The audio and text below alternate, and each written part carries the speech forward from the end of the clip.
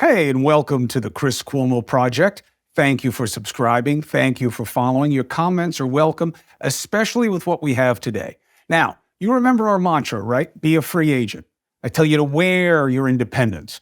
Go to that store, get your free agent merch, wear it proudly. Why? Because you're a critical thinker. And that's exactly what takes us to our topic today. Now, I grew up believing that nuclear power was everything we saw on The Simpsons, okay? We don't use it because it kills you, because it makes everything radioactive, it's too dangerous, it's too dirty, and it was just a waste of time and should be eradicated. And I have believed that for a very long time. That is, until I started to do some research. And I started to think about, why was I hearing that France was coming up so much with new nuclear? And then you're seeing it in Southeast Asia. And then you're hearing about it in other big fossil fuel producing companies. And then I started to look to see that there's all this new technology that America actually was at the forefront with, not just with weaponry. Nuclear power and nuclear weapons, I always thought they were like the same kind of thing. Of course, they're not. So here's what I did. I wanted to have a critical assessment of this. So I teamed up with the Nuclear Energy Institute, okay? And they decided to sponsor two very important discussions with you and experts, okay? Some of whom were also skeptics once. One, is it more dangerous than other forms? Is it too dangerous to use? And why do we believe it's dangerous, okay? That's what we're going to start with. Let's get to the bottom of why this power is seen as so bad, especially when we're talking so much about the need for a transition away from fossil fuels to less of a carbon footprint. How does nuclear fit into that or not? But first, we have to deal with whether or not it's just poison in our midst, as so many of us have been told to believe. What's the truth? Let's get after it.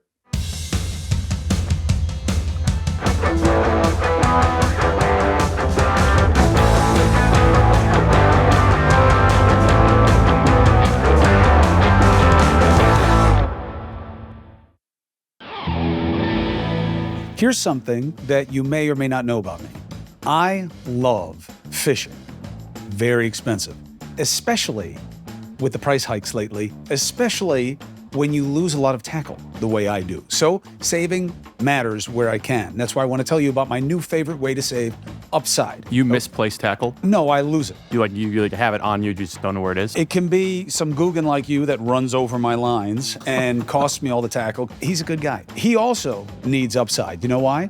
Young, hungry, building the nest egg, okay? Upside works for both of us. Why?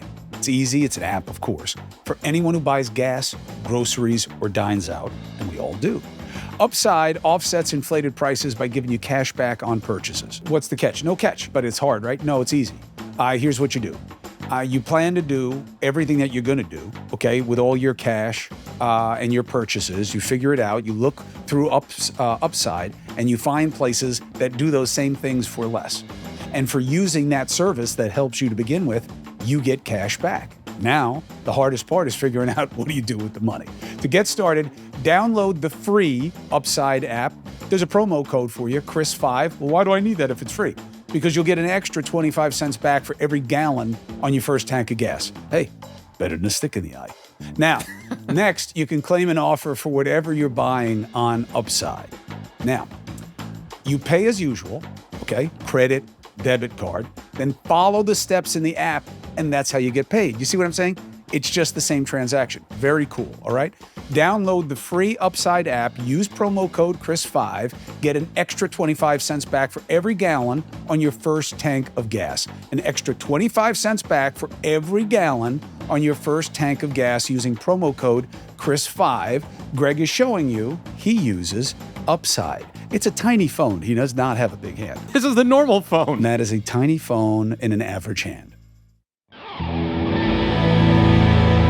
Michael Shellenberger, thank you so much for joining us once again here on the Chris Cuomo Podcast. This is a special edition to really break down where the breakdown is when it comes to nuclear power. Are you ready? Let's do it. You and I both grew up knowing that nuclear power is different than coal, oil, or gas because it is too dangerous and too scary because if anything goes wrong, everything in our generation will glow. Why did we believe that? Well, I think the big reason, maybe the main reason, is just the association with nuclear weapons. Those of us that grew up in the 1970s or 80s, I mean, really anybody, either baby boomers or Gen Xers, just grew up in a period of genuine fears around nuclear war with the Soviet Union.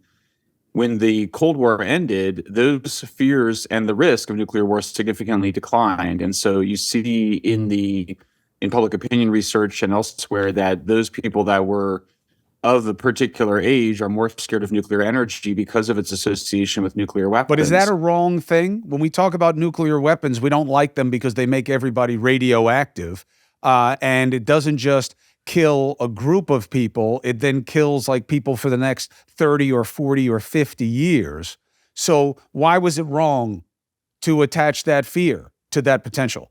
Well, it wasn't wrong. Nuclear weapons are terrifying weapons. They are really one of the most plausible scenarios of the destruction of human civilization, if not the death of the human species. I mean, we're a very resilient species, so you never know. And there was actually a debate, I mean, really over several decades of whether or not humans could survive nuclear war. But the conclusion of the debates was always the same, which is that you would never want to risk it. The original, there's some questions even whether you would alter the climate significantly if you had a conflict between Pakistan and India, because you would kick up so much atmospheric dust that you would cause global cooling using the same mechanism that people are proposing to cool the Earth to prevent catastrophic levels of climate change. So, but really between the United States and Soviet Union, the scenarios were just insane. I mean, it was just bombing all of our cities and facilities. There is always, I think the issue of radiation is related to this. Nuclear weapons are basically very big bombs. They also could leave behind a radioactive wasteland. There's some debates about that, but it doesn't matter. It's terrifying. And so I think the first thing you have to understand is that we've known really since before the invention of nuclear weapons, that if we invented them, that we wouldn't be able to get rid of them because the two sides that had them, both the incentives to cheat and any disarmament talks would be so high. And also because if two countries that had nuclear weapons capability went to war, the first thing they would do would be to construct nuclear weapons. So the association itself, and of course, nuclear weapons work by being scary. That's what deterrence is. It means to scare away your opponent. Right, but they're scary for good reason. So why would you ever want nuclear power? Right. So one of the most interesting paradoxes in technology is just that the nuclear weapons are so dangerous and nuclear power plants are so safe. I mean, there's hardly any activity in human life that's safer than nuclear power. That sounds like a huge exaggeration, but if you just go look at all the things that humans do, nuclear is by far and away one of the safest. And that's comparing it to natural gas, that's comparing it to the chemical industries. There's just been so much research on this, tons and tons of research by governments, by independent agencies. The worst accident by far was Chernobyl in 1986. And this is an accident where literally the melted fuel was outside of the containment and part of a fire. And so it's this radioactive material and particulate matter is going into the atmosphere, and we can measure it super well. That's one of the amazing things about radiation. You can measure it at very low levels.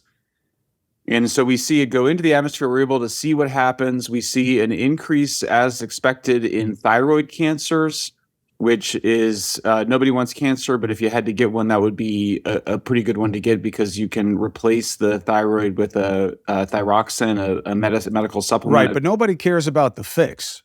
What Chernobyl does and is doing once again with the streaming series that's out about it, which I watched and it completely renewed my absolute panic surrounding this, is coal, oil, gas, wind, solar, not blowing up my thyroid, and that the friendlies say Chernobyl killed 100 people, but when you look at the effects of disease, specifically cancer, they netted up to thousands. And all those other energies, they can't do anything like that. So why ever see nuclear as safe when its potential is so much more than the other ones. So just on the actual, death toll, and if you interview, as I did, Geraldine Thomas, who's the head of the Chernobyl Tissue Bank, who captures the thyroid tissues for people that had been affected and has studied it for decades, independent scholar at Imperial College London, she says an estimate of like 200 people over an 80-year period killed by Chernobyl, and that includes the roughly 50 first responders who died mostly of fire and radiation exposure putting out the fire. But we did not see an increase in any cancers other than thyroid cancer, and that's important. In other words, the way to say it most accurately is if Chernobyl had any impact on cancers, it was too small to measure against the normal rates of cancer, which, if we're being honest, a third of people will get cancer. Many people die of cancer. So to affect those levels would take a lot. So it's not to say that Chernobyl had no effect. It's just to say it was grossly outweighed by the other causes of cancer. But why take the risk? The argument is, why take the risk? You don't have to worry about that. I mean, coal, dust, dirty, whatever, miners by the dozens on a regular basis get trapped in mines and killed. Sure, but that's it. It's finite. Why take the risk with nuclear that can keep killing people for a really long time beyond any accident? No other power offers that kind of risk. So just stay away from it. What's wrong with that argument? Well, it really can't kill people for a long period of time. In other words, there's not going to be any additional harm out of Chernobyl after the initial accident. So it's not like there's continued exposure today. And the main argument would be a public health argument. So according to the World Health Organization, somewhere around 6 million lives a year are shortened by air pollution. That's probably the most accurate way to say it. Of those, about a third from just breathing the wood and dung smoke from fires in poor countries, the rest from mostly coal, but also vehicle pollution in rich countries. Again, it's not like people are dropping dead from it, but it just contributes to overall exposure. It's like smoking cigarettes. There's now been good comparisons. It was safer to be a Chernobyl cleanup worker than it is to live with somebody who smokes cigarettes. So secondhand smoke even is more deadly than having helped to clean up Chernobyl. I think the way to think about it is like, you go out in the sun and let's say you fall asleep in Mexico on the beach and you get burned. Done it. Yeah. That's a bad thing for you, but it's not like you can be like, well, you're going to get cancer now. So it's accumulated exposure. It's just, dose makes the poison, and it's the same way with radiation. So yeah, I mean, I suffer from very sensitive skin. I have to be very careful going outside. And so people that were like exposed to Chernobyl, it's not the same. It's not as bad as the chronic exposure to high levels of pollution. So the people who benefit the most from nuclear are the people that are replacing their dirtier sources of power. The climate scientist James Hansen calculates that nuclear actually saved 2 million lives by preventing the burning of fossil fuels. And all of this, I stress, is before you get to the question of climate change. So if you're at all concerned about climate change, I think you can't solve that problem without nuclear power. We'll get to that, but I don't want to let you out of the hole yet. So when people talk about energy disasters, Chernobyl, Fukushima, Japan, 3 Mile Island here in Pennsylvania, which led to a panic here in New York, where I am, with Shoreham, and people wanting to get rid of all the nuclear facilities. My father, my brother, both governors of New York, both dealt with huge public push. To this day, even though nobody ever talks about nuclear power in America anymore, it's like not part of our dialogue, even though we have somewhere around 15 to 20% of our power is made by nuclear in the country. Gallup, most recent poll, almost half of us strongly or somewhat oppose nuclear energy. Why doesn't that end the debate? The big name disasters or nuclear? People are almost 50% against it. It's got to be bad. I mean, the interesting thing is that, well, first of all, it's important to know that support for nuclear has actually gone up, and it's gone up among Democrats over the last several years. And I'll take some amount of credit for it in terms of making the case to progressives on climate change reasons, on environmental reasons for increasing support of nuclear. But they are still disproportionately against it as compared to people on the right.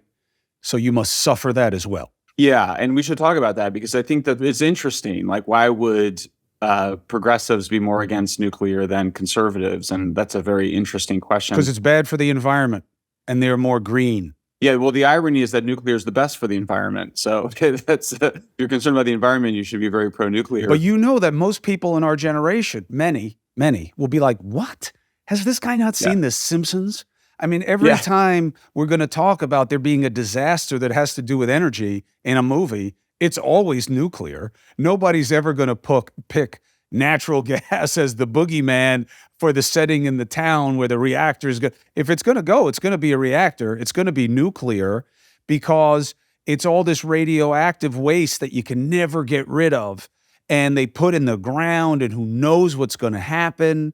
And that's crazy. We've learned that lesson. Let's move on. What do you do with that? It's worth unpacking it. So let's take the waste issue. Yeah, I mean, if you watch The Simpsons, nuclear waste is liquid green. It's crazy. It's what we refer to as nuclear waste. The waste that everyone's afraid of is the used fuel. It's solid metal. There's a tiny amount of it. You have to remember that this amount of uranium in my coffee cup can provide all the power that I need in my entire life. And so when you store the used waste on a football field, it would only stack 50 feet high, all of it in the United States. Does it ever go away? Well, like many things that in our lives, including all the heavy metals, all of the lead in your solar panels, all of the nickel and lithium in your car batteries, never goes away, and it's actually always toxic. So there's just a lot of things that humans use that never go away. The difference with nuclear is that we keep it safely monitored because we're so paranoid about it, in comparison to these other heavy toxic metals that just go into the natural environment. But the radioactive for 1,000 years, the word radioactive, it gets attached to no other energy, and it is a full stop word. Radioactive, F it, can't mess with that. What do people misunderstand? Well, I think the first thing people misunderstand is that we're bathed in radiation every day. It's coming from the atmosphere, it's coming from the earth. There's actually some new science suggesting that we need radiation to be healthy and to survive. When you eat a banana, you get a dose of radiation. When you fly on an airplane, you get a lot of radiation. So we know that radiation is not this super potent toxin that if you're exposed to it, then somehow you get cancer. In fact, we use it to treat some forms of cancer. In terms of overall exposure to radiation, the research now shows that because solar panels require so much rare earth minerals, that the whole life cycle process of making a solar panel results in significantly more radiation exposure than nuclear power. So the continued low-level radiation out of these used fuel rods it's just a giant nothing burger. This effort to bury it has to be understood as kind of a psychological reaction or even a religious reaction to return this material to the underworld.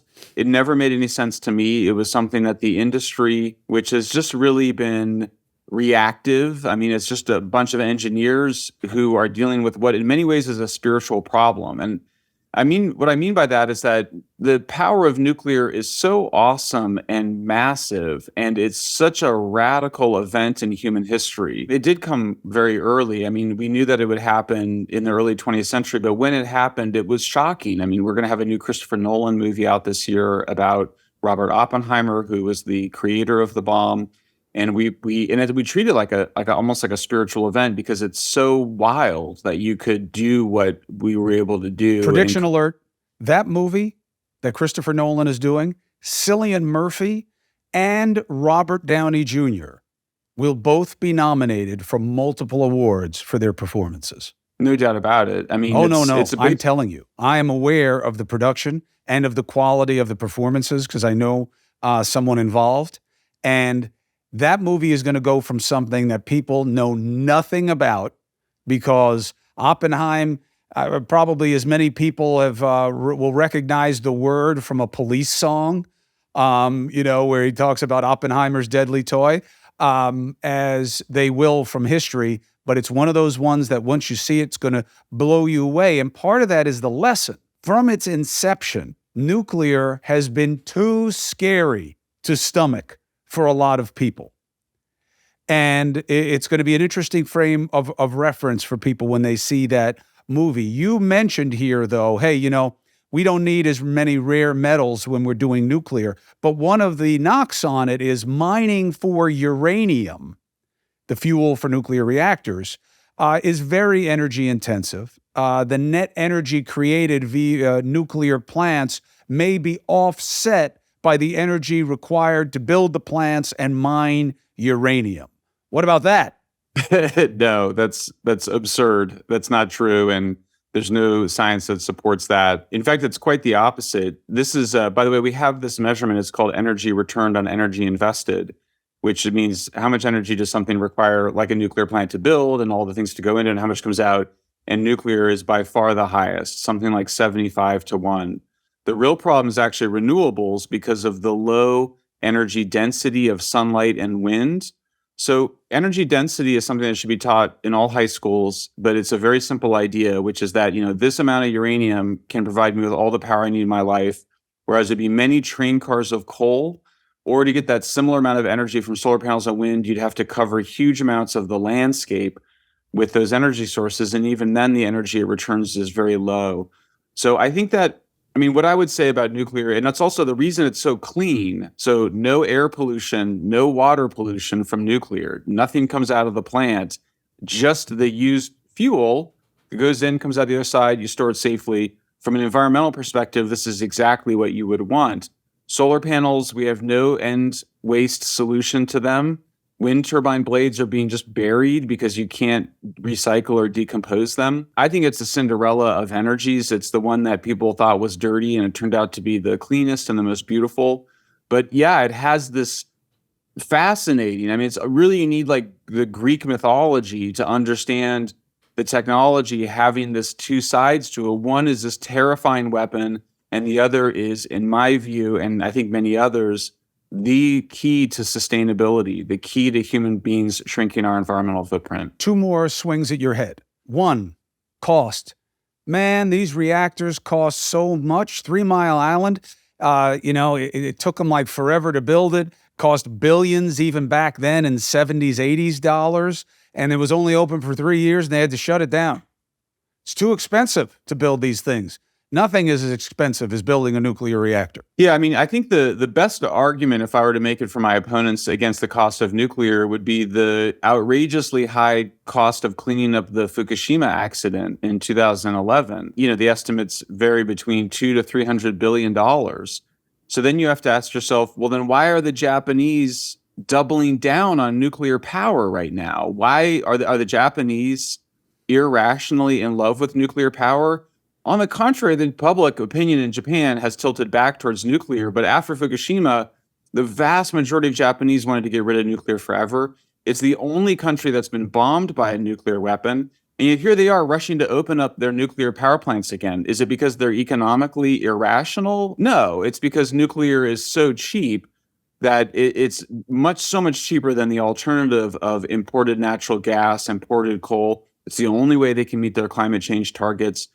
And so the fundamentals on the cost is that there is a higher upfront construction cost if you have the same construction crews building the same kinds of plants over and over again. And if the plants are big enough to power, let's say 2 to 3 or 4 million people or more, then over time the cost comes down because the cost of operating is so low compared to the cost of construction. And then these plants can last for a very long time. Let me say one other thing about the age, Chris, because I think it matters. People worry about the older plants. The fact of the matter is the older plants in France right now are the ones that have performed better. They actually had less corrosion and rust in the pipes that had to be repaired. They were actually the original old ones are actually doing better. They require maintenance, but nuclear power plants are functionally immortal. You may eventually have to replace the containment domes, which are what protect the plants from the environment, and then also potentially the reactor vessels. But basically, all of the parts can be swapped in and out. So it's almost, I think the way to think of a nuclear plant is more like a hydroelectric dam or a highway system, something that will be around for a long time if you maintain it well. Aha! Another swing at your head. If you maintain it well. And there it is, Shellenberger. You have to maintain nuclear facilities with a level of meticulousness and precision and all of these different safety protocols where the margins are so small, unlike any other form of energy, that if you get it wrong just a little bit, and you will, because you're human and you're about profits and not just careful and prophylaxis. So something's going to go wrong. And when it does at a natural gas facility or with a windmill, it falls down. And natural gas, it's going to blow up, but you can put it out. But with nuclear, the margins are so small between disaster and just doing the job well. Too much risk. Yeah, I mean, the first half of what you said is correct. You need to maintain nuclear plants. A friend of mine works in the control room, or worked in the control room of a nuclear plant in California. In fact, another friend there, they're both were pregnant, going to work, had their kids there. Their kids are nearby. Can you see them when you turn the lights off in a room? You do not. Okay. They understand science, but yeah, they were at the nuclear plant with their babies and their babies nearby. So they Their babies understand. have one head?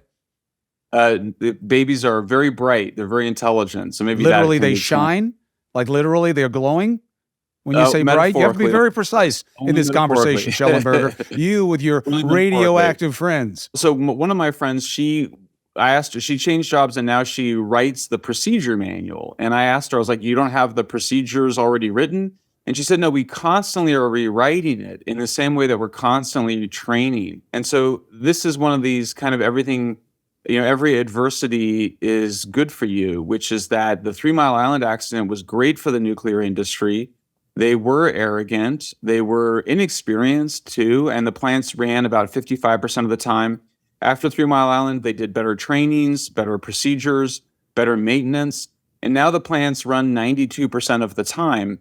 And so you're absolutely right. It should be maintained. Now, of course, you could say that about everything, including fields of solar panels have to be maintained.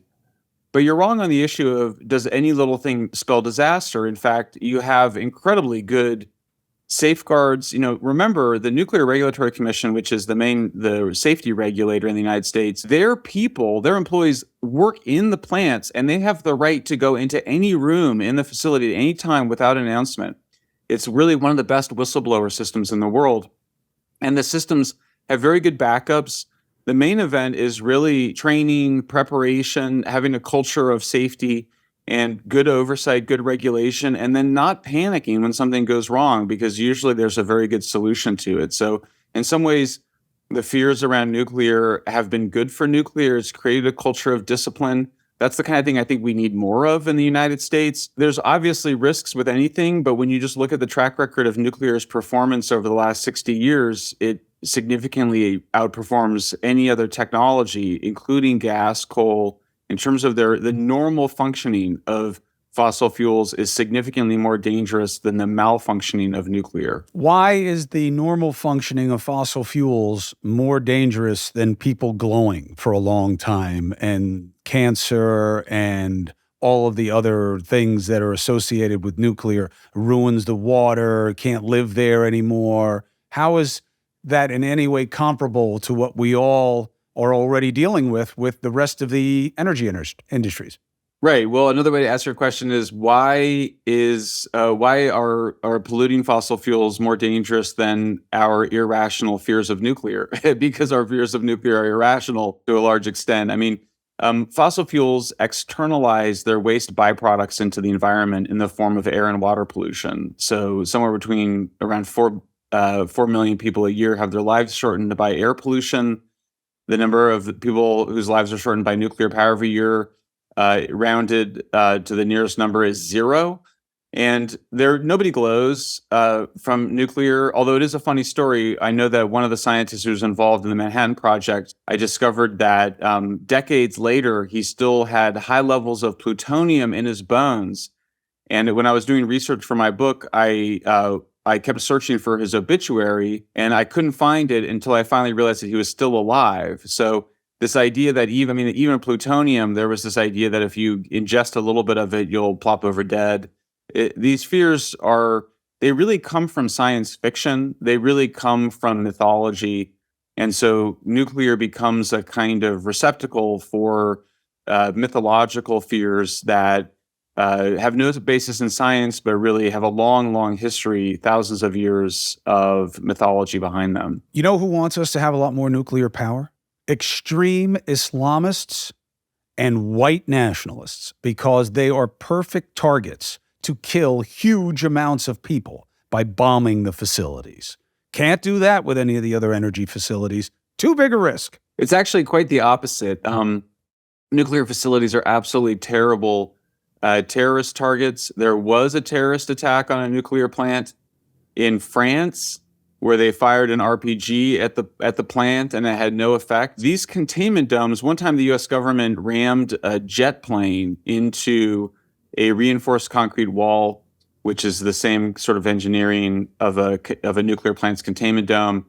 And the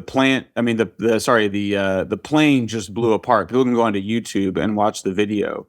So it is a terrible target because they are so reinforced that the weaponry would bounce off of it. If a terrorist were to try to break into a nuclear plant, it's not clear what they could do. They'd have to somehow kill everybody on site, which is very difficult because there's about 1,000 people on site. Around the perimeter of nuclear plants are snipers, often former special forces. There's nothing really to steal if you go to a nuclear plant without harming yourself. So it's hard. There's not really any scenario for it, which is why if you see a James Bond movie as it relates to nuclear, it's always like a briefcase of nuclear weapons, not a briefcase of nuclear fuels. It's also just an incredibly well-guarded industry. It's the only industry that has cameras 24 hours a day, 7 days a week. On all parts of the plant. But aren't all those security measures and snipers proof that this is dangerous? Well, I think there's too many of those. I don't think you need all those snipers personally. I think it's a lot of additional regulation that was imposed on the industry by people that really hate nuclear power. So no, I guess I don't think that. I mean, it's notable. It's interesting. You've had some guys that have shot up electrical substations, causing blackouts. There's a lot of concerns of increasing vulnerability of the electrical grid. I mean, objectively, it's not my view. I think most people would agree. The much greater vulnerability of electrical grid systems, including natural gas power plants, than there are with nuclear power plants. Last question. Shellenberger, do you believe that the relevant people in your life would allow you to move them near a nuclear plant? Would you live near a nuclear plant? Actually, I would love to live near California's nuclear plant. It's on the Central Coast. It's on the ocean. It's one of the most spectacular marine environments in California. I would love to be there. Many of my friends are nearby. My wife would have no concern about it, but she doesn't want to be on the Central Coast because it's too far away from most people. But no, I think I would love to be near a nuclear plant more than any other plant, and honestly, more than any other industrial facility. I can see a major oil refinery near my home in Berkeley, California. I can see it in Richmond, California, and it has regular air pollution problems, toxic events, a lot of complaints by the communities that grew up around that plant. So significantly greater air pollution risks near an oil and gas facility. But no, I would love to live near a nuclear plant. I think most people should, if only because they're usually in very beautiful places. They're in communities that really care about the plants. They're very in touch with what's going on at the plant. So yeah, for me, nuclear, I think over time is just going to be viewed as kind of no big deal, a very normal thing. You mentioned the HBO miniseries on Chernobyl. I wrote a criticism of it for Forbes called Why HBO Got Chernobyl Wrong. And it was so absurd. I mean, they were basically, first of all, they were comparing nuclear power plants to nuclear weapons. And then they went further and they even exaggerated what nuclear weapons could do.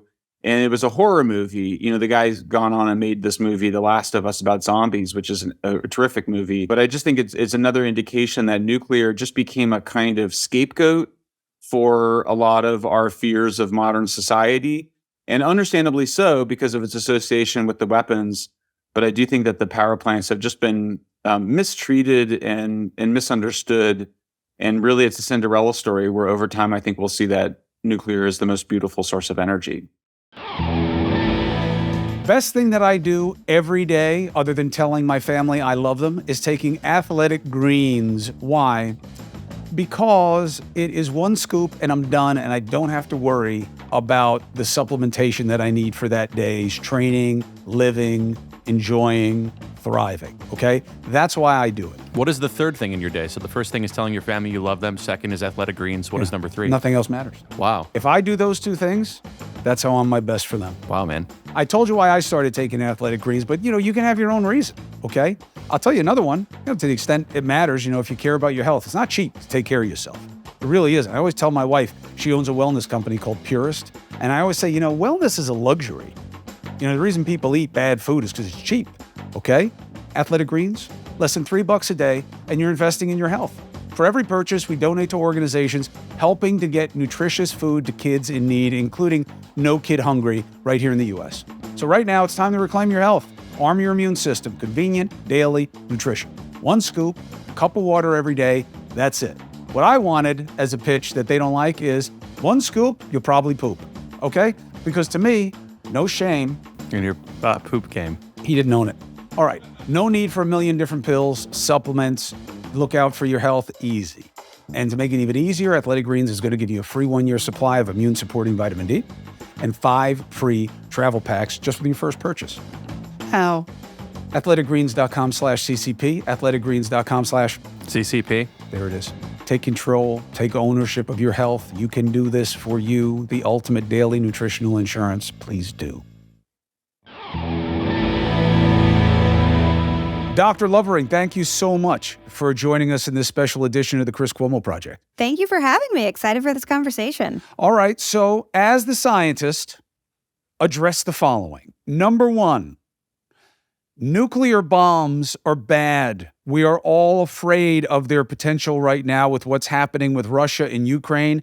And you want me to have a bunch of nuclear bombs all over my country, and that's supposed to be a good thing.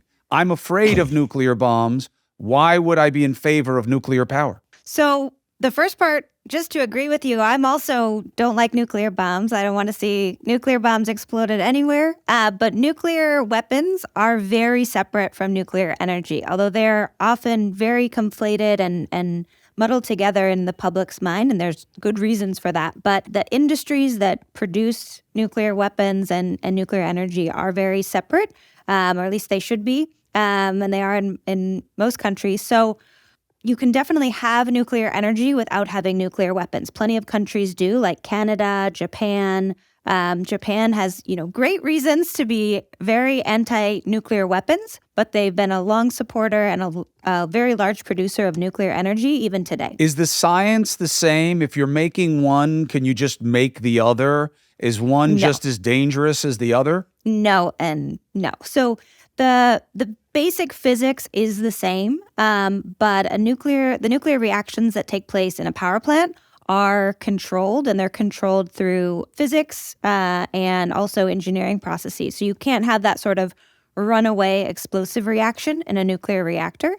You could make a similar argument with chemicals. So, the same science is used to make fertilizer, which we need for producing food, as to make traditional explosives. But we wouldn't say we can't have fertilizer because it can also be used to make explosives. Now, there's controls actually on the chemicals used in fertilizer production for that reason, but we see them as very separate processes. So there's some international regimes, including the International Atomic Energy Agency, which is controlling sensitive nuclear materials that are used for nuclear weapons. It's a wonderful system. There's an international treaty, the Nuclear Nonproliferation Treaty, that almost every country has signed on to and puts really strict controls in place on nuclear materials to prevent countries from making nuclear weapons. But even if you get those materials, it's still a huge endeavor to acquire nuclear weapons. We want to make it really hard and prevent countries from doing it, but it's very separate from what you would do if you want to make a nuclear power plant. And specifically in the U.S., the people making nuclear power are utilities, public utilities, and we have nuclear weapons, but they're controlled by the state. They're very secure. Give me a second bite at the apple in terms of the science. Why isn't a nuclear reactor just a large nuclear bomb in waiting? So the big distinction, and I don't want to get too much on the technical side, but is what the uranium looks like. So uranium for either power plants or bombs needs to be enriched. And you can think of that as sort of skimming the cream off the top. Natural uranium in the ground isn't good for most power plants. It's too sort of watered down, you could say. It doesn't sustain that chain reaction the way you want. So it needs to go through this process called enrichment. There's very few places that have enrichment capabilities, but the amount of enrichment you need for a power plant is very different than what goes into a nuclear weapon. So there's controls on who can enrich and how much you can enrich that keeps that material separate. So you can't sort of have that runaway chain reaction in a nuclear power plant because the fuel is not high enough enrichment of the uranium. It's not sort of creamy enough to cause that sort of explosion. The explosions that we do see in nuclear accidents, like at Fukushima, was not a nuclear explosion. It was a steam explosion. So it was just water got too hot. Like you're boiling a pot of water and it gets too hot and the top pops off. So the impression that Chernobyl, Fukushima, lesser extent 3 Mile Island, these were nuclear reactors that turned into nuclear bombs is not accurate. Well, they didn't turn into nuclear bombs. They did have explosions, but it wasn't the same process going inside as a runaway chain reaction. It wasn't actually the nuclear fuel exploding. It was steam explosions or graphite burning in the case of Chernobyl. One step backwards. You are a PhD astrophysics. You're also a greenie. Yeah. You also a lefty. You're a lefty, greenie. You started off wanting to fight wildfires. You are in charge and at the top of the food chain of something called the Good Energy Collective. Your people are generally not talking about nuclear power as anything other than a sign of the apocalypse. When did you start to feel differently about the need for safety of utility of nuclear power? Yeah, it really started when I was doing graduate school in Colorado in energy policy, environmental studies, and, was really excited about clean energy. My driving passion was climate change and figuring out how to mitigate climate change. And there's a lot of action in Colorado on renewables, solar panels and wind turbines. So I got interested in clean energy and was taking courses in it. And just sort of stumbled into nuclear as realizing that, it's 20% of U.S. electricity. That's still true today. It's our largest source of clean energy in the U.S. and second largest globally. And no one was really talking about it. And when I started doing some, simple back of the envelope modeling of, what would it take for certain countries to decarbonize fully, sort of deep decarbonization, it's just really hard to do without nuclear. And as a, Green Party member at the time, that was really hard to grapple with. And also just really confusing that no one was talking about it. So I started looking into nuclear around that time. That was over 10 years ago. And just discovering that, these plants are operating all over the U.S. They have a really great safety record, really low mortality, really low life cycle emissions, really low cost, actually, second only to hydro in terms of affordable electricity. So it just seemed like such a good option. But then, of course, learning more about the challenges that nuclear's faced in the past, faces today. And so I really wanted to work on those challenges rather than dismiss the technology because it had some problems. Because the more I sort of dug into the details, every energy source has problems. Even renewables have problems. I don't think we should dismiss renewables, and I don't think we should dismiss nuclear. I think we should see how we can get every tool in our toolbox working the best it can, because it's going to be hard to fully decarbonize, but, we have to do it. So improving every tool that we have. You must be disowned by Berkeley and Boulder, have your crunchy card pulled, and you can no longer be a Green Party member because you are advocating for a type of power that will make our kids glow and our fish have 3 heads. And sure, all these other things have problems. Coal's dirty, oil's dirty, gas isn't as dirty, but it's kind of weird on water. But not like nuclear, which gives everybody cancer, and we've all seen The Simpsons. Scientifically, what do we now know about the relative risks and rewards of nuclear among the other traditional power sources? Yeah, so I think what we have that we didn't have maybe 30 or 40 years ago is just decades of experience working with the technology. Nuclear over its lifetime, even including the major accidents, really low public health impact, on par with renewables, which I think is surprising to a lot of people. But just sort of comparing, it's easy to be ideological and just to say like, okay, I just don't want nuclear, even if it's okay, even if it's, not that bad. But we don't have the luxury of making those sorts of choices. And so we really need everything that we can get right now. And so the actual comparison is between nuclear and what it is replacing, which for the most part is coal. And just day to day, coal pollution, air pollution, water pollution is so large.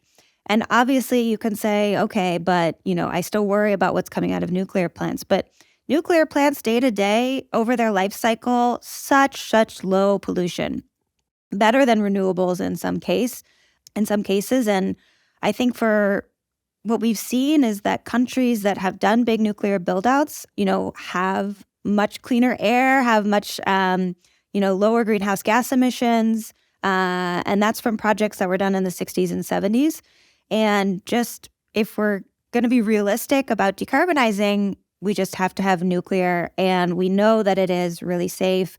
It doesn't release anything just in day-to-day operations. The pollution that you do see in sort of life cycle emissions is really from the backup diesel generators at nuclear power plants that have to, turn on every once in a while to check that they're still working. Those are the only emissions from nuclear power plants. Even the emissions from mining uranium are really low because the uranium is super energy dense. So you don't have to take my word for it. You can, the EPA tracks these things, but also just talking to people who live near nuclear power plants, they're super supportive of the power plant.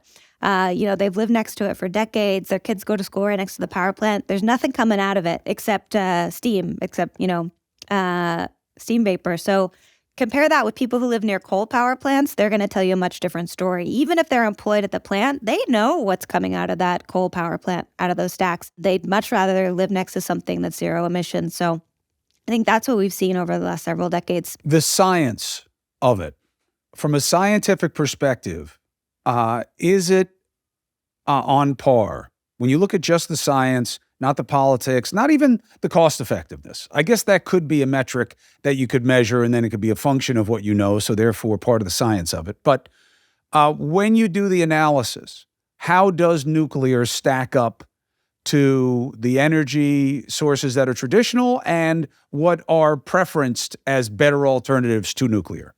What metric are you interested in? Emissions, reliability, safety, potential X factors, the traumatic event, cost effectiveness, build cost, the bang for your buck as an efficiency, all those different metrics we hear all the time to compete with, air versus wind versus solar versus coal versus natural gas versus oil. Okay, so on the emission side, I think the best source on this is the IPCC, or who collects data on life cycle greenhouse gas emissions, and also just standard air, traditional air pollution, like particulates and things like that. They've collected a ton of studies that have measured emissions from all different energy sources, and nuclear comes out about at the same life cycle emissions as wind and solar.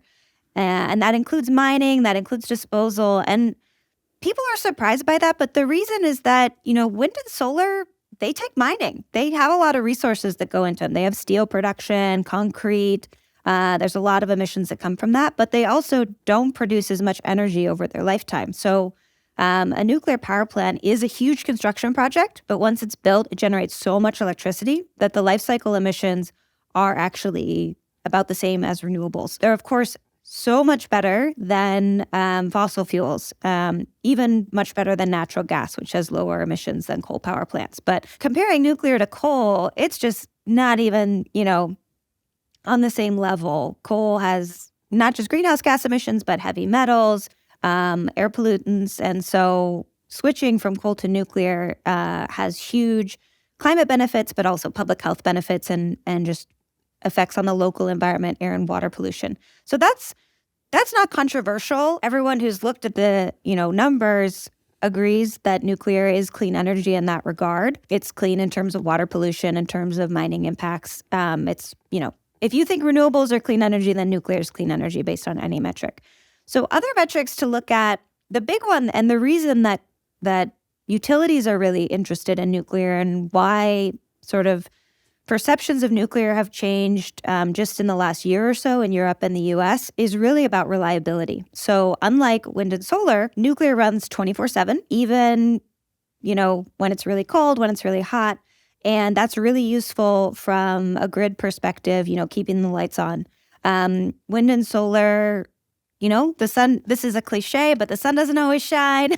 The wind doesn't always blow, and that can be difficult to manage, especially when you have a lot of renewables on your grid. It definitely can be managed, but you have to have sort of backup systems or ways to balance the load.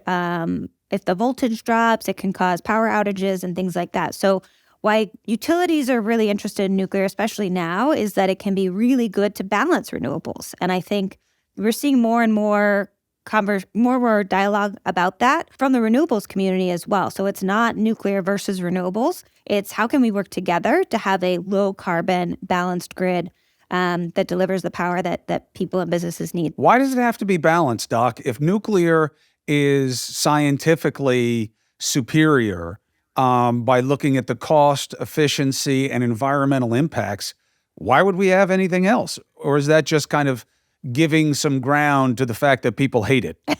Yeah, I think there's a lot of different values that go in, and I'm sure you can find someone who will argue that we can just do 100% nuclear. I definitely know people like that, but I think there's political realities. Nuclear isn't popular everywhere. It is popular in some places, and renewables are really cheap, at least on the per unit of electricity basis. So if you can build them and still keep your grid balance, that can help keep costs down. Now, if you go 100% renewables, that actually can become quite expensive because you need to overbuild your system to be able to keep it balanced. So that's why you need something low carbon that can serve as that firm baseload power, because it helps bring down costs. So there's been a lot of modeling at different levels at the US. There's been a lot more in California looking at how do you get to zero carbon power sector with different, combinations. And really, and this is not surprising, but diversity helps keep costs down and having different sources that go at different times. So if you exclude nuclear power, your total costs are much higher. Even though the cost of electricity from a nuclear power plant might be a little higher than renewables, but looking at system-wide, having that diversity of generating sources actually keeps costs down and makes for more affordable electricity. Why is it higher? The capital costs are quite large. The upfront costs. You did a study on this that was a peer-reviewed study about the cost efficiencies of nuclear, and it does cost billions of dollars to build a nuclear power plant, but you say that you can't have that one-dimensional thinking because it's not just the initial build cost. So I'll give you 2 points. The first one is that, yes, traditional nuclear has been quite expensive, particularly in terms of that upfront capital cost. But even those plants that were expensive, even the plant that's under construction and is going to come online in Georgia this year, the Vogtle plant, which is way over budget, once it's built and is generating electricity, that electricity is affordable because these plants produce so much electricity over time. Now, we'd still love to see the costs come down. If the costs come down, it just makes decarbonizing and building clean energy easier. That's true for renewables. That's true for batteries. It's definitely true for nuclear. And costs don't have to be that high. And it's not hypothetical. Nuclear in other countries is much cheaper. And I'm not talking about, it's cheap in China, it's cheap in Russia, because, everything's cheaper there. But it's cheaper in countries like Japan, South Korea. And the reason is that they built a lot of it and they built standard designs.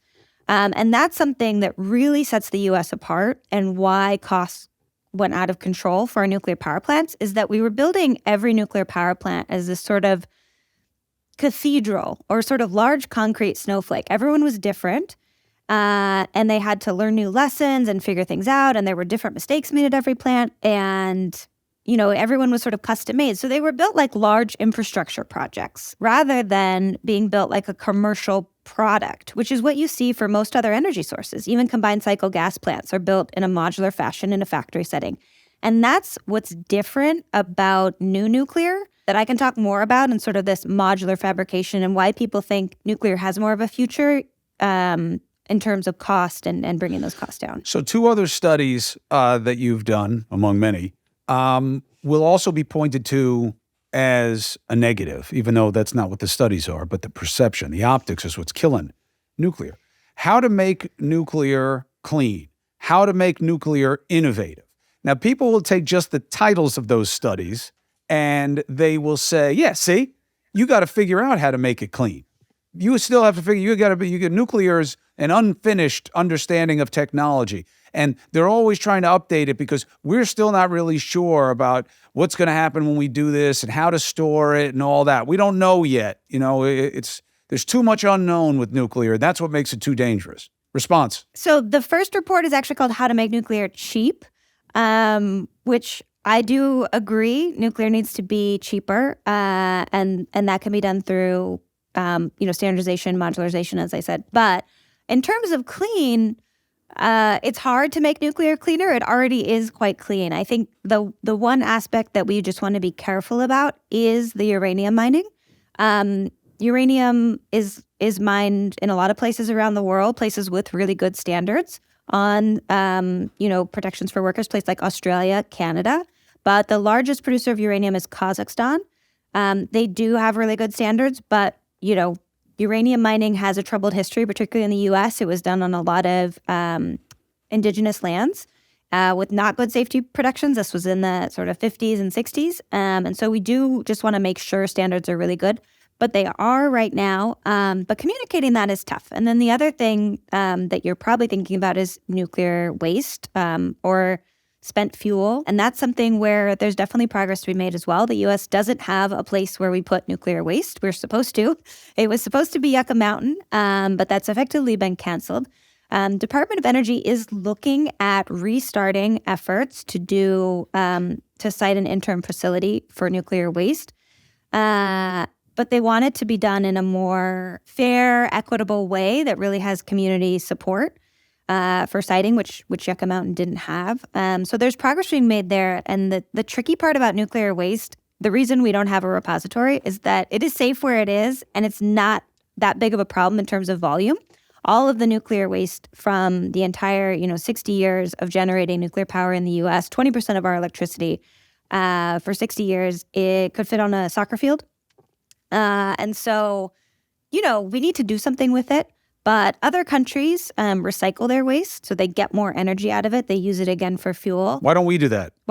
Yeah, cost, actually. It was banned by Carter for sort of weapons proliferation reasons. But that's not really accurate today or not really relevant anymore today. The main reason is cost. It's much cheaper to mine fresh uranium out of the ground. Unfortunately. But if we had some incentives on it, encouraging recycling like we do for aluminum cans, which is also not cost effective. Recycling other things, aluminum might be.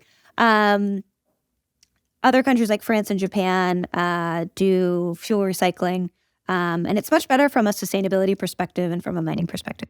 So where we are right now is we're just talking about waste and a repository for it. The waste is the scariest part. You've got it's going to blow up and make everybody glow for generations.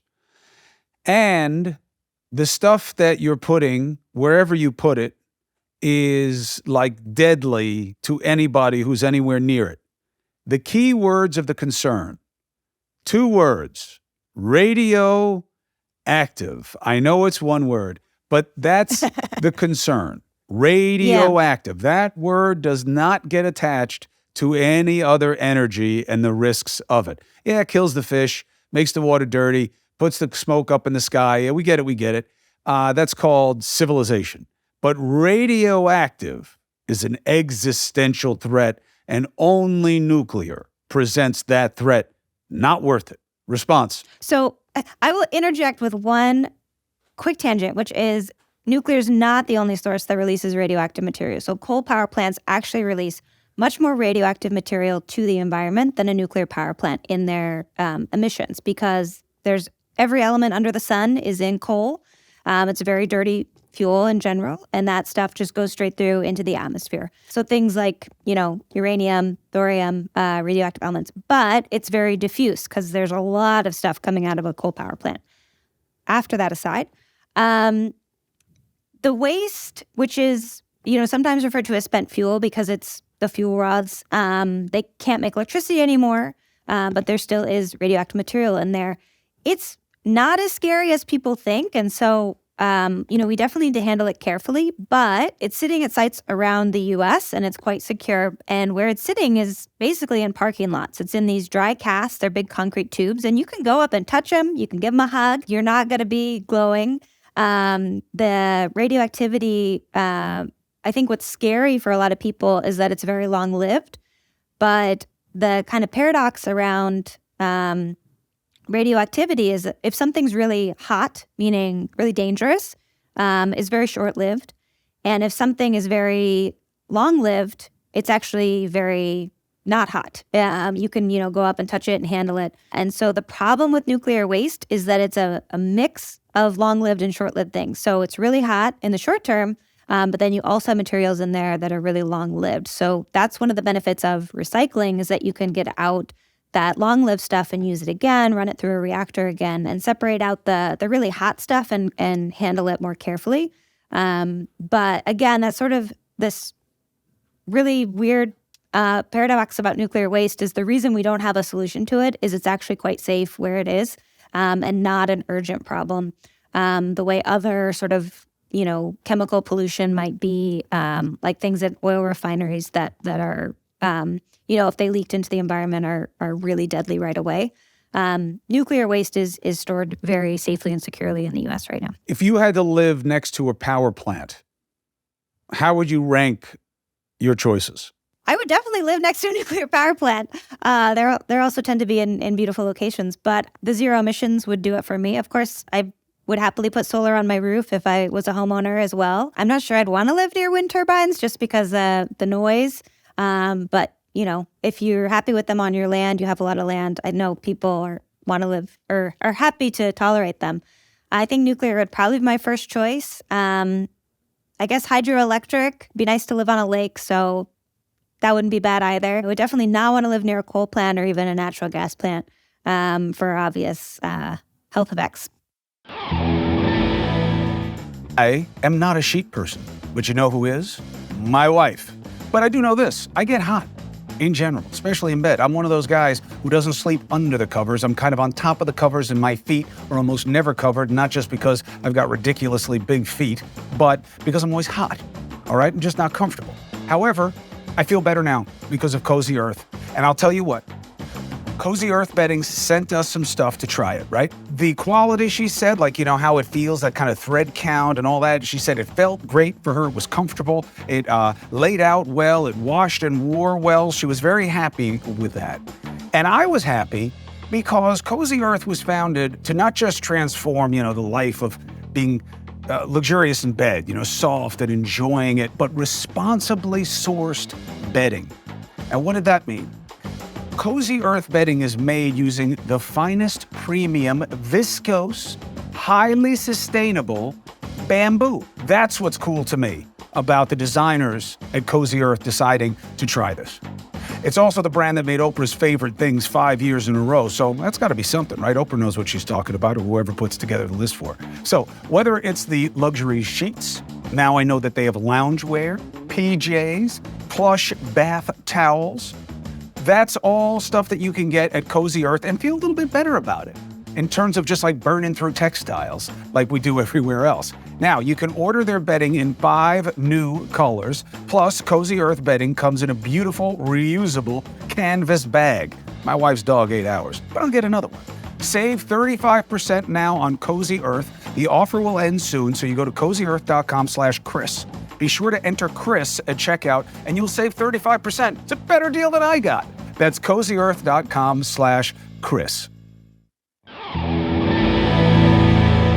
Now, I am older than both of you. However, we are close enough to have both been raised with similar understandings that you don't touch the stove when you see the flame, and that nuclear power will make you glow. okay? And it's radioactive, and that is one of the scariest words. So that's why we actively are against it. Heather, before you got into STEM and you developed all of the more sophisticated understanding, what made you start to think differently? Or where were you when you used to think nuclear power? And where are you now? I really had no idea much about energy or nuclear. I did know that, I was born in 1979, which also happens to be the year of 3 Mile Island. My mom, when I talked to her about nuclear, she's like, oh yeah, there was this stuff going on in Pennsylvania. And I was definitely silently protesting along with them. She was scared.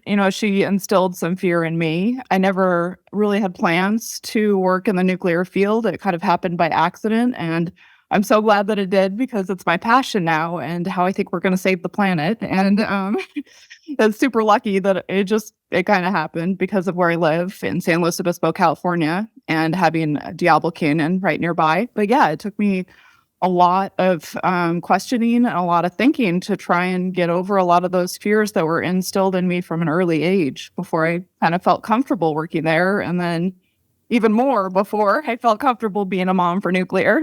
So we were talking before, Kristin, I've met moms who are organized around nuclear energy before. My father was governor of New York for 12 years, and I remember him having problems with a facility in a place called Shoreham, and the moms were there, and they were in front of the plant, and they were in front of the house where I was living, and they were saying, you're killing our kids.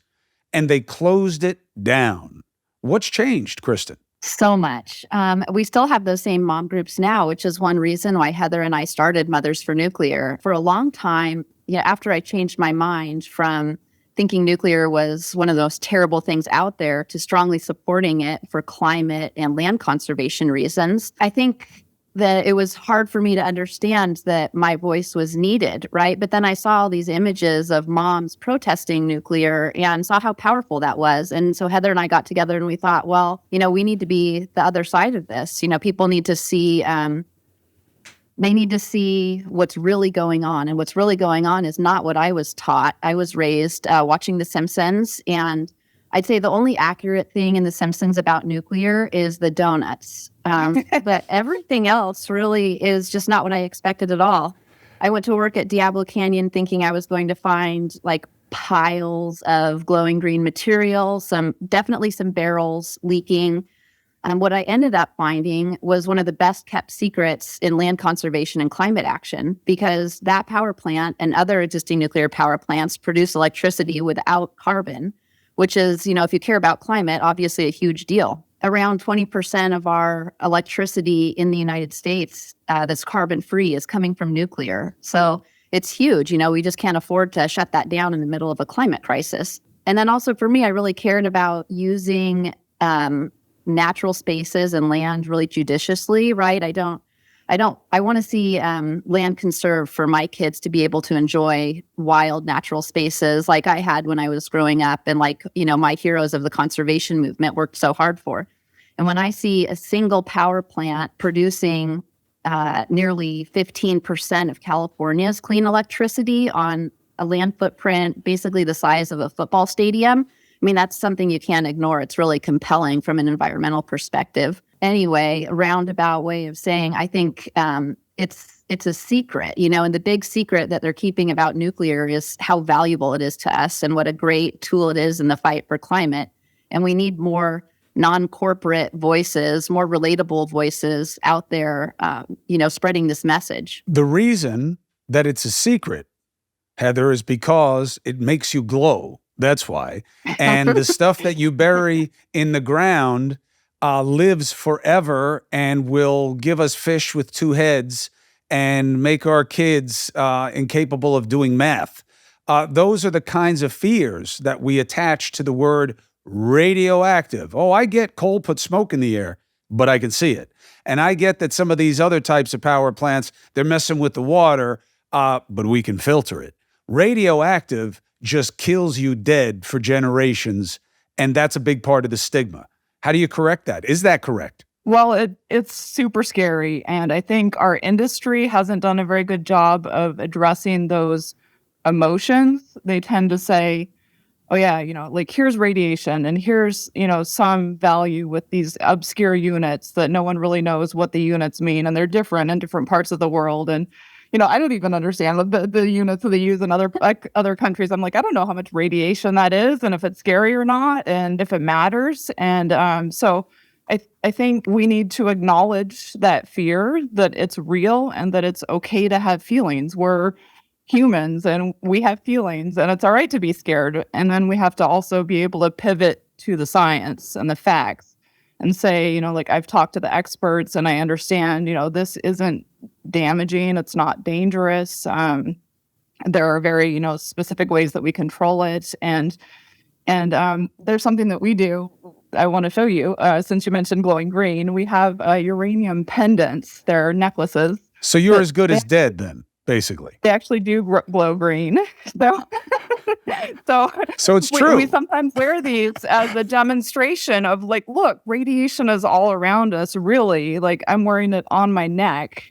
And I know that this small amount of radiation isn't going to hurt me rationally. I know this, like emotionally, it's still a little bit scary, but so we just try and, talk about it in a more honest way. So you were working at Diablo Canyon, Heather, in the control room, like Homer Simpson. That exact job, yes.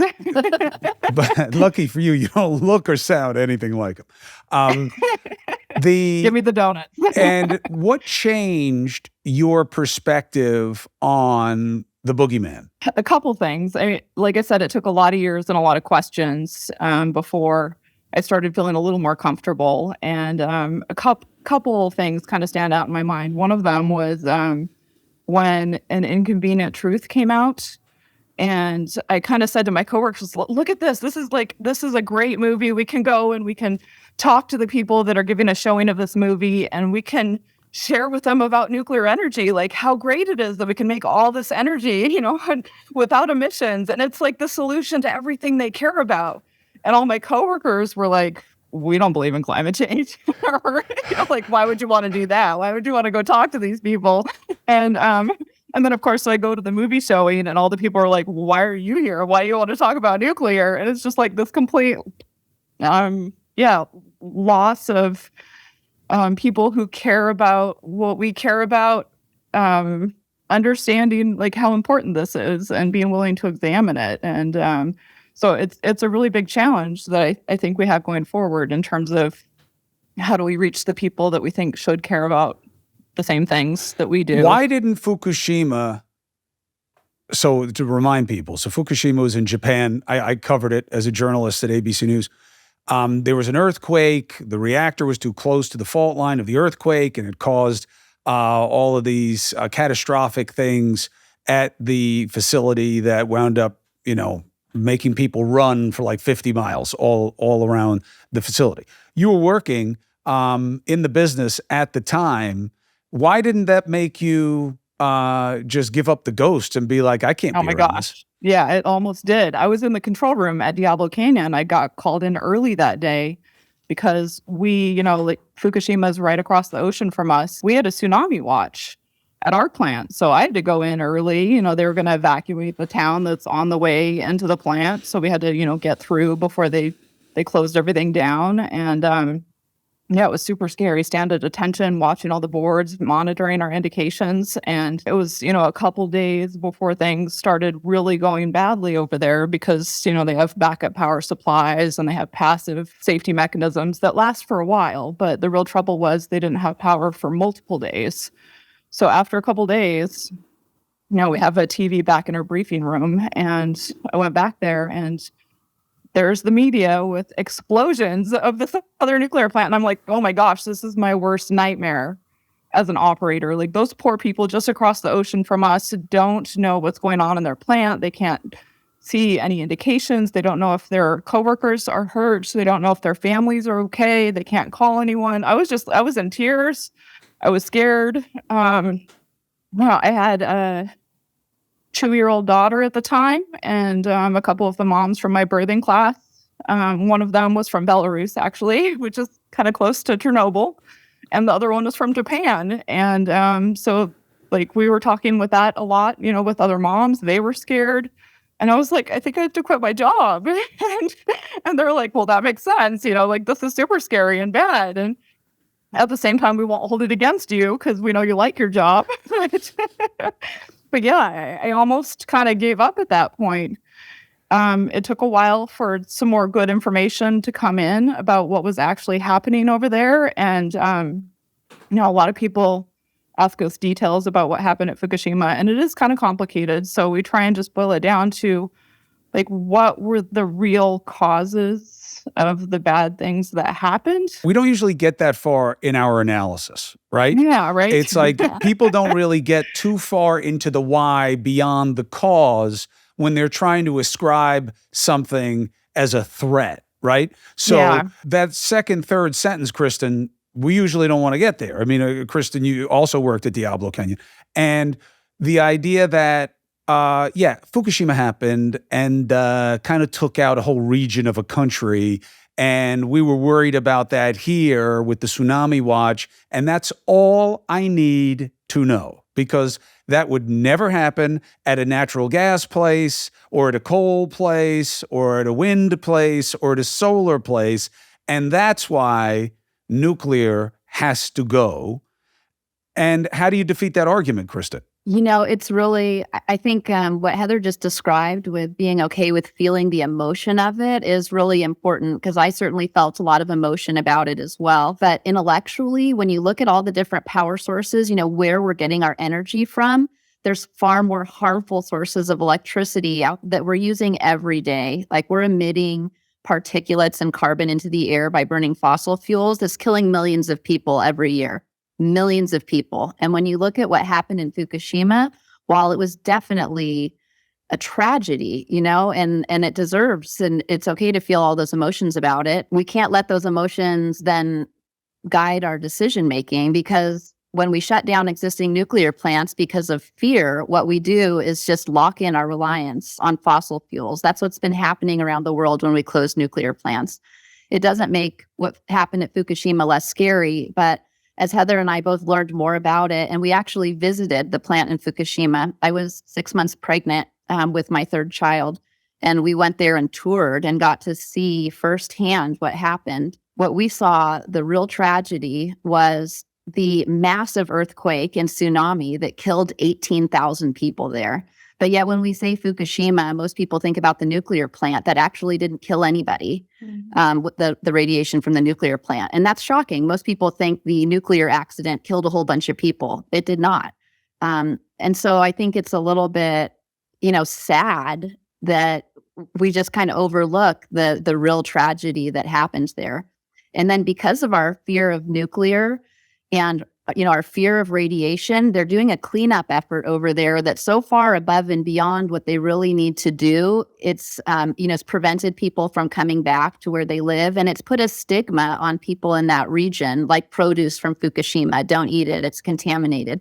Or people from Fukushima, don't socialize with them. They're like a lower class or maybe a little dangerous. They might be radioactive. And so that whole social side of it is really a tragedy. And it comes from our fear, often misguided, about nuclear and what radiation really is. Unless the Japanese are crazy as an entirety, if Fukushima was a one-sentence proposition, they wouldn't be investing so heavily in nuclear as they are right now.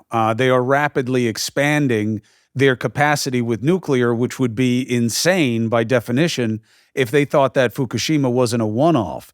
So Heather, what do you think the message is there? Yeah, it's really hard for the public to understand. And that mom that I mentioned from my birthing class, she asked me kind of recently, well, why is Japan so pro-nuclear now, like with this in their history? And I was like, well, they saw the actual, outcome of the events, and they know what the actual damage was and what the causes were, and they still know that they need nuclear.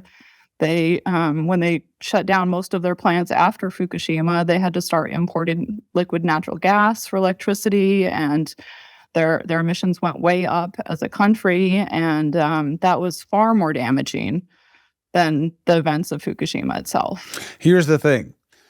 None of us has ever seen a movie where James Bond had to stop something from happening at a coal plant with seconds to spare, or on a windmill, or dancing across solar panels before a doomsday scenario. How do we get past that, Kristin? Even saying as much as, well, you got to feel the feels. Yeah, I got it. You got to feel the feels. But most people stop at feeling the feels. It's like, yeah, I've never seen a movie about natural gas, is going to destroy the world. But nuclear is the go-to. Well, I mean, it does make really great viewing, right? It's really interesting and we can really blow it out of proportion. And because a lot of people don't understand the intricacies of how it works, it's really easy to conflate nuclear weapons with peaceful uses of nuclear.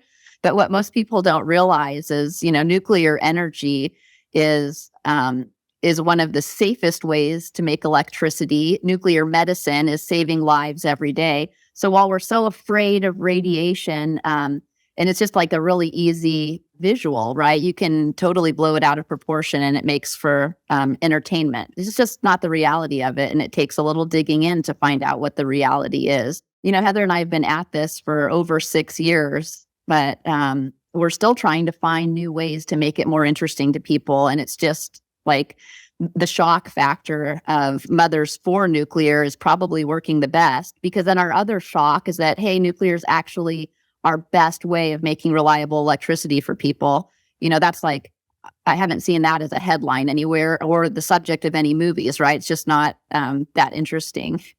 We do like to every once in a while point out the few examples of like a post-apocalyptic solar plants, like in Blade Runner 2045. There's a solar thermal plant that is like, it's very scary. So It is I'm like, scary. yeah, that's what we should be paying more attention to. In reality, too, like, the other sources of electricity, like dams, right? Dams break. Here in the United States, a long time ago, we had the Johnstown flood, right? And just killed over 10,000 people, right? And totally apocalyptic. I mean, that would make a great, terrible, heart-wrenching movie. And that's reality. So, but I haven't seen any great movies about how fossil fuels are killing people, right? It just doesn't make quite as good of a visual. It's not scary enough. Not scary enough. Well, yeah. that's also because the unknown is what scares you. And the reactor looks like this big, ominous thing, and you don't know what's going on inside of it, and it's silent. And that's one of the reasons I'm covering this, is that I felt all of those things. And the more research I do, I can't believe what a disadvantage we put ourselves at. I hear the stat all the time. You used it here that somewhere between 17 and 20% of our electricity is made by nuclear. Yeah, but we've been trying. That's usually put in the context of politics of, and we're trying to get it down, not up. Newsom in your state had a real battle on his hands. That really he wound up justifying, not for the right reasons, but just political capital, just what it was going to cost to shut it and the blackouts and what are we going to do. And the resistance kind of faded away because constituents got freaked out about the potential blackouts and the brownouts. So it's not like he understands it, but you guys are touching on exactly what matters most, kids, because they are always the vessel for our concerns, right? It's nobody ever wants to save adults, right? There's nothing romantic about that. You want to save kids. Okay.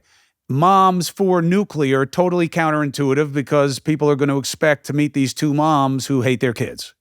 I'm for nuclear power because I've had enough with my kids and it's time for them to glow and maybe their brain capacity will increase. But what do you want moms to know, Heather, when they come to you and be like, so wait a minute, you love your kid and that's why you want more nuclear power?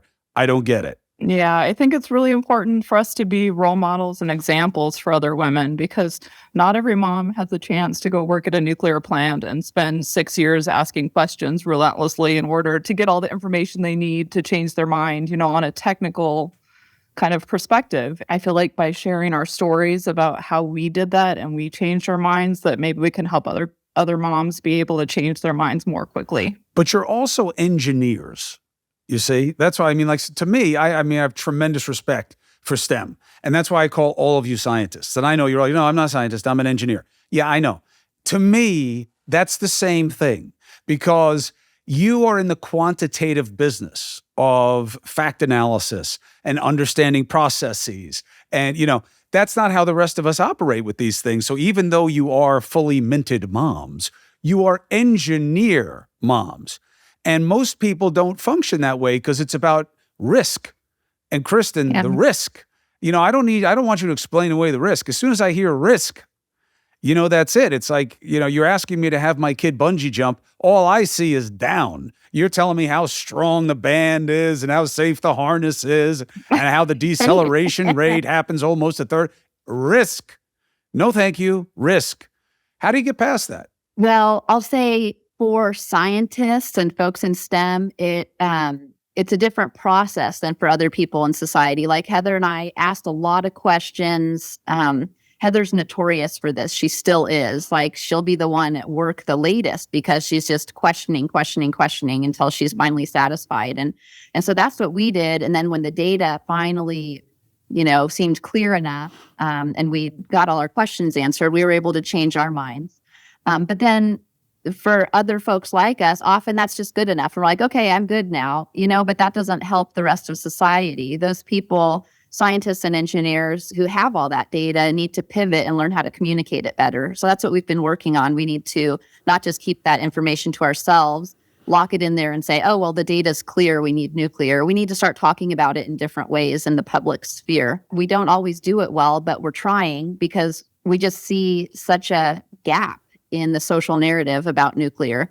Moms are scared of a lot of things. When I had my first child, I was in the hospital and they said, oh, well, do you want him to get these vaccines before he leaves? And I was just like, stay away from my baby with that needle, And I went home and I was like, well, I'm not getting him vaccinated at all. And then I started reading and researching. And well, now I have 3 kids and they're all vaccinated, but anything like that seems like it initially presents harm to your children, I think moms are just automatically protective. It's like no until proven yes. And I was the same way with nuclear. It was like no, and there had to be a lot of proving before I got to yes. And so we want to help other moms change their minds because we just can't, with the energy situation the way it is, we don't have enough energy, period. We certainly don't have enough clean energy. Here in California, where we're so green, right? If you're like, oh, where's the greenest place in the United States? Well, it's got to be California. They talk about it all the time. We're still burning mostly natural gas for our electricity. So in green California, that's how green it is. It is not green. So we need to do better here and all around the world. And we have to start talking about energy issues differently. It matters too much. Well, you picked the only thing I would want to sell on people less than nuclear power, which is vaccines, specifically the COVID vaccine. So you're lucky nuclear is not in as bad a shape as the COVID vaccine is.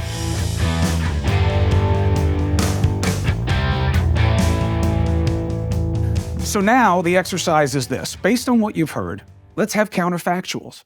Send me your comments. Tell me why you believe what you heard today. Tell me why you still have reservations about what you heard today. I do.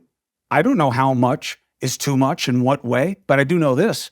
It seems very, very counterproductive for us to just completely cross off a form of power that seems, according to research and what we're seeing empirically all over the world, could help get us to a better place. Again, thank you for subscribing, following your comments, wear your independence by being a free agent and a critical thinker. And I'll see you next time. And don't forget to watch YouTube. Subscribe over there, it's free. And News Nation, find the channel finder, it's right at the top of this page. And check us out, 8 and 11 o'clock Eastern at night. So nice, they run us twice.